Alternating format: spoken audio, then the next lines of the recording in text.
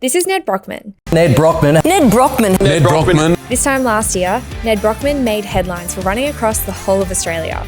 And by the whole of Australia, we mean 3,953 kilometres from Cottesloe Beach in Western Australia all the way to Sydney's Bondi Beach. It took him 47 days, the fastest Australian to ever do it. And he raised over $2 million for the homelessness in the process. Nedd Brockmann's journey reached thousands of people, and it threw him into the media spotlight. One of the most inspiring stories you ever hear in your life. What an extraordinary young individual. Nedd Brockmann. But the Daily Aus wanted to find out what happened next. Nedd Brockmann, thank you so much for joining the Daily Aus. Thank you, Billi. I'm excited to be here. I want to understand what it's like to be at the centre of a massive media storm. For weeks, you were all anyone could talk about. Mm-hmm. What is that like? Yeah, it's weird. I think while I was in the run, I didn't really take much notice of it. I saw like social media starting to kick off and things were starting to blow up a bit, but I was doing the run because I wanted to do the run, and I was doing it because I wanted to inspire, I wanted to motivate, also wanted to raise money, and all the other stuff comes from that. But yeah, when I was running down Bondi Road, probably like as I come down and I saw the beach, that's when I realised like the enormity of it all. There was helicopters above me and like, you know, everyone honking on the street, but I didn't really grasp like the size and the sheer scale of it. Nedd Brockmann, ladies and gentlemen. The man, the myth, the mullet, my friend, it's Nedd Brockmann. I feel like I had my post-event blues pretty well about 2 weeks after. I was still, you know, caught up in it. I was going to events that all the people go to, and it's like, oh my God, this is so cool. And then it all, you know, the clock ran out and I crashed pretty hard. And for so long I was out there just like grinding away at this thing, grinding away, and there's no normality to what we're doing. It's all just freaking psychotic out there. Like every day was just a struggle. And then you get there,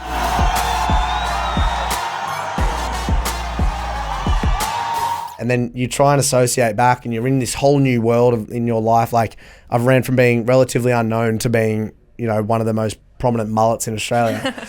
And then you're like, now this whole life's completely different. You just want to be back in there. When you're in it, you just want to be out of it. But when you're out of it, all you want to be is back in it, because that is the most alive and most joyous things you'll ever feel. What did running across the country do to your physical body? I damaged my body big time on the run, so I had to spend time sitting out, and someone like me, Billi, doesn't like sitting down a lot. I had 10 MRIs from the belly button down on different parts of my body.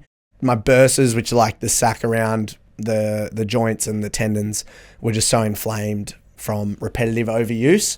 But deep down, I wanted to run across the country, and so I had accepted anything that came my way. I was willing to pay that price. So the pain I was going to be in, the injuries I was going to amount, the things that were going to, the road trains, the roadkill, all these things I was going to accept as a cost to getting to Bondi. Do you have any long-term injuries? Probably just up in the head. No, I've got foot stuff. Like it's all just much of a muchness. The body's a resume for what I've done. I'm happy to get to 60, 65, 70 and go, you know, I'm in a wheelchair, but fuck me, I lived well for 50 years, you know. That's my goal. Did you have symptoms of PTSD? I think so for the first month post run. Yeah, I kept having a recurring dreams throughout the run where I'd be like asleep on day 15. I'd in my dream be taken 400 kilometers back towards Perth, and so then I'd wake up going, where are we? Oh no, they've driven me back. And then I'd wake up and someone would be like, no, you're in you know, Mundra Billi, you're fine. You haven't moved anywhere. It's all good. But yeah, I reckon I had pretty like, yeah, PTSD vibes. You've basically put your body through a form of torture. Mm-hmm. What are you scared of? Do you have any fears? Yeah, just not reaching my potential, wasting opportunities. That's my only fear. I don't fear like injuring myself. I don't fear, you know, what people think of me. I don't fear much on like that side of things, but I fear not ever reaching what I was probably put here to do.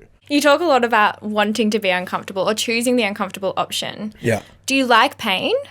I like what it gives me. I don't love being in it, but I love knowing that when I'm in it, I'm going to get so much out of it. We're so inclined to pick the easy option these days, and if it doesn't come to us quickly, we'll go for the other easy option, the next easy option. If you can intentionally put yourself in uncomfortable scenarios daily, it puts things in perspective, so things aren't that bad and that hard, and then you also start to go, oh, what else can I do? What else can I do? I think growth comes from uncomfortable scenarios. You can be in anything uncomfortable, but if you're not learning from that, then you're wasting your time, in my opinion. Lastly, in your book, you do say that you have a new challenge coming up that you're planning that you say will be even tougher than running across Australia. Yep. What can you tell us about that?